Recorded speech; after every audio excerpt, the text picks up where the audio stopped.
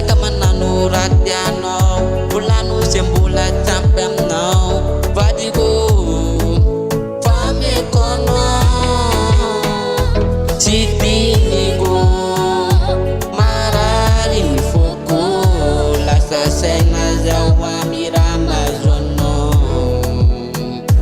Marary ny saiko, tsy mety tafanjy, mandinika ny fombanao, anao niova.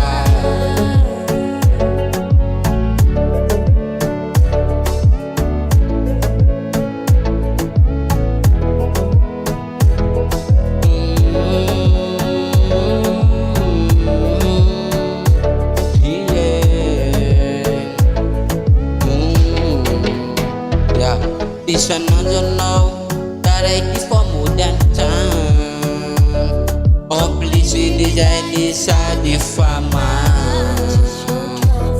Za nangataka fanazavana fa minao, ailekelika hoe za ialanao. Tsy haiko fitiaveno jam, labe ny volano tsy misy, no mahatonga anao manjary madity. Alamino za miangavy aminao vadiko, satria anao mbola tiako.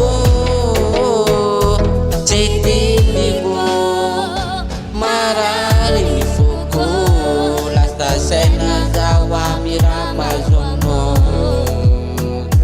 Marary ny saiko, tsy mety tafanjy, mandinika ny fombanao. Tsy diniko marary ny foko, lasa saina zao amiramazo anao. Marary ny saiko.